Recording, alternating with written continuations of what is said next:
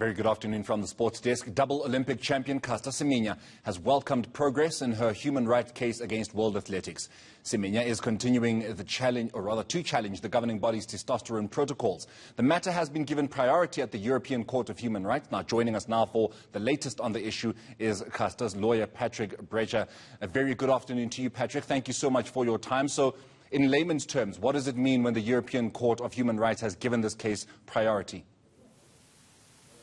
Yes, it means that we've got priority ahead of many other cases. You know, the human rights courts deal with many human rights abuses throughout Europe, and they are inundated with appeals for assistance.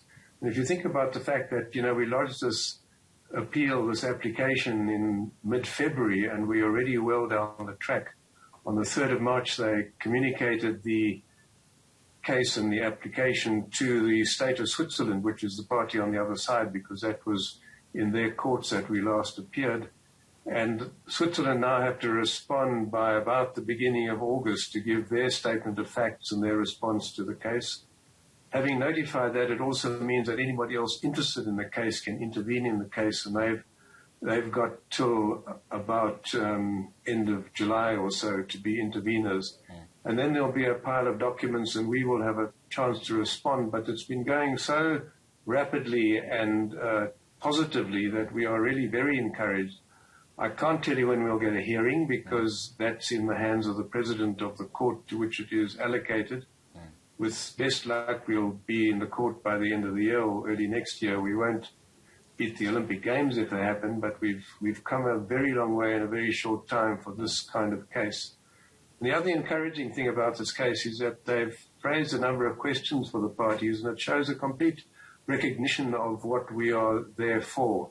It deals with discrimination and dignity and bodily integrity, access to justice. All the things that we put in our application have been placed before the parties in a series of questions. So everything is online, on track, if I can use that word, and we are really pleased with the progress that this has made through a court, which can take years if you don't get priority status.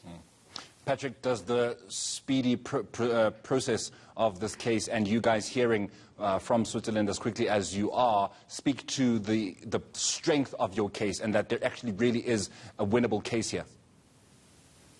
Yes, I think it's partly that. I think, you know, the courts wouldn't normally make that judgment at this stage, but what they would say is that this is an important case. It's a case which deals with unique issues.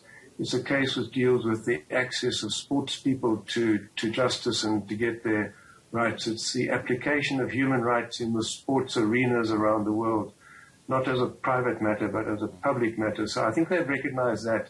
It's a case that hasn't often come before them. They don't get many sports cases, and that is why the priority. They wouldn't say, well, this is a winnable case. We think it's a winnable case. Obviously, that's why we're going ahead, but it's certainly an important case which they want to grapple with, which is very encouraging.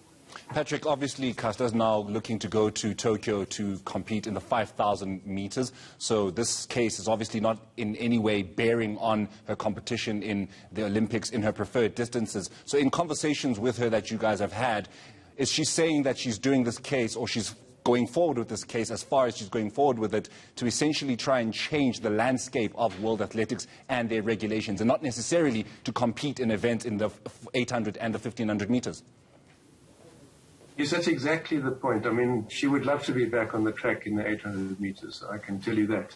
And that's where we'd all like to see her. But it's a much more important case than that. She sees it as her case for sports people, sports women particularly, obviously, all over the world.